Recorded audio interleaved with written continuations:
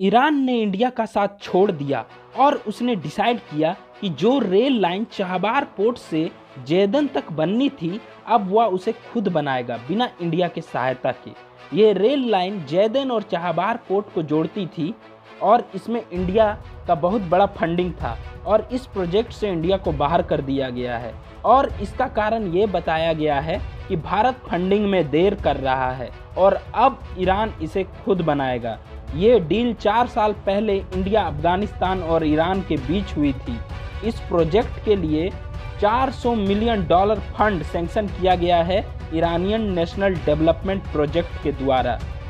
ये railway line project India के लिए बहुत अहमियत रखती थी क्योंकि इससे भारत को अफगानिस्तान और सेंट्रल एशिया में व्यापार को बढ़ाने में मदद मिलती बाईपासिंग पाकिस्तान। ये 60% शिपमेंट कॉस्ट घटा देती, लेकिन अब शायद यह मामला भारत के हाथ से निकलता दिख रहा है। अब चलिए बात करते हैं इरकॉन, जिसका मतलब है इंडियन रेलवे कंस्ट्रक्शन लिमिटेड।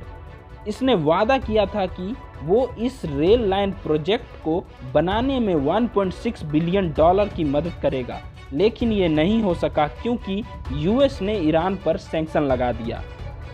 लेकिन अब आपको बता दें कि ये रेल लाइन प्रोजेक्ट और चाबहार पोर्ट इस सैंक्शन से बाहर था, मगर इंडिया को इक्विपमेंट सप्लायर नहीं मिलने के कारण यूएस का सैंक्शन था। इरकॉन के इंजीनियर्स ने ईरान के कई साइट्स विजिट किए, मगर काम अभी तक शुरू नहीं हुआ क्योंकि उन्हें भी सैंक्शन का डर था। अब चलिए बात करते हैं ईरान चाइना का कनेक्शन और इससे इंडिया का नुकसान।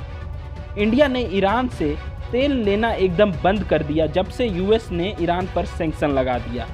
ईरान ने इंडिया को ऐसे वक्त पर बाहर निकाला जब चाइना और ईरान के बीच की नज़दीकियां बढ़ रही है। ईरान और चाइना के बीच 25 सालों तक का आर्थिक और सुरक्षा के क्षेत्र में डील हो रहा है। यह डील $400 बिलियन की है। अगर यह डील हुई तो चाइना का ईरान के हर सेक्टर में, जैसे कि banking, telecommunication, port development, railway and बहुत सारा प्रोजेक्ट में इन्वॉल्वमेंट हो जाएगा। बदले में चाइना को ईरान के तेल भंडार डिस्काउंटेड रेट में मिलेगा अगले 25 वर्षों तक। चाइना का इन्वॉल्वमेंट के बाद इंडिया तो मानो ईरान से चला ही गया। चाइना ये सब सुपर पावर बनने के लिए कर रहा है। चाइना अपने ट्रेड को पूरे दुनिया में फैलाने के लिए सिल्क रूट का निर्माण कर रहा है, जिससे वह अपने सामान को तेजी से और कॉस्ट इफेक्टिव तरीके से पूरी दुनिया में फैला सके, जिससे वह अपना लाभ पूरे तरीके से ज़्यादा कमा सके और इस रूट को वो सफल बनाने में कामयाब भी दिख रहा है। चाइना इंडिया को स्ट्रिंग ऑफ पर्ल्स में लगभग घेर चुका है, लेकिन चाइना के खिलाफ इंडिया भी कड़ा रुख लेना शुरू कर दिया है। इंडिया को और भी कई देशों का साथ मिल रहा है जो चाइना के विरुद्ध हैं।